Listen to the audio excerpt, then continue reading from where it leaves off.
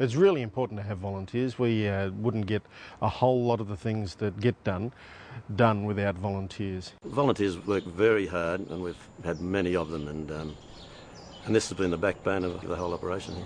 We do have a lot of the service clubs involved, the Probus, the Rotary, the schools, the Apex, the Lions.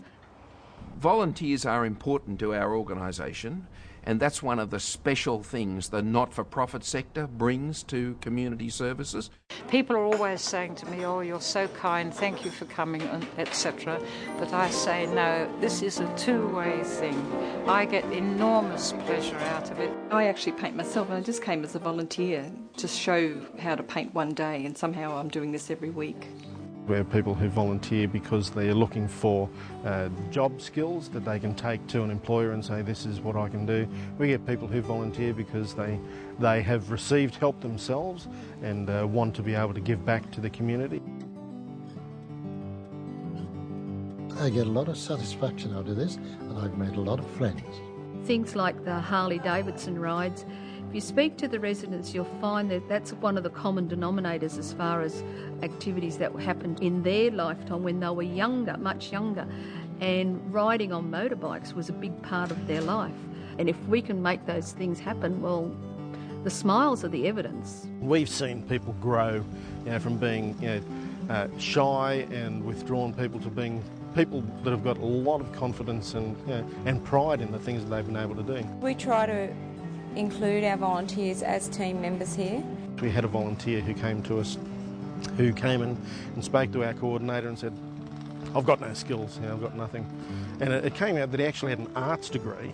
We got him to paint the Garden of Eden theme, and they're phenomenal works of art. We decided to have an exhibition, so we framed them professionally, put them on the wall, and then we sent out invitations, and the families were just absolutely excited once they saw the paintings. Our youngest volunteer, who's 13, to our oldest volunteer currently is about 89 years old. We once had a 94-year-old volunteer. I'm just hoping that some of the younger ones come along and fill in these spots, because we're all getting older, as you know. When you talk to the old people, you walk in and they don't always have a smile on their face, and when you finish talking to them, they remember your name. For instance, they have dementia and they just have the biggest smile on their face. When anything happens to Mum, well, I couldn't just walk out and close the door. I'll be back to do some volunteer work at least.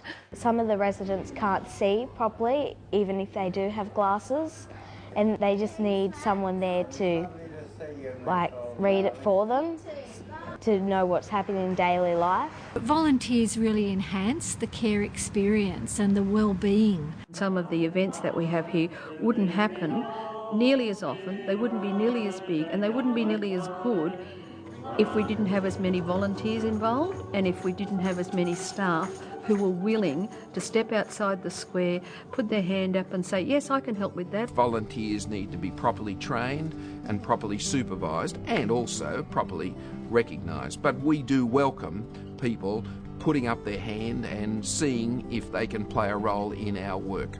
If you want to become a volunteer, it's really quite a simple process. You just need to give us a call, come in for an interview, and we find out a little bit about your skills, what your interests are, and we find the right job for you. Forms to be filled out, but we make it as painless as possible.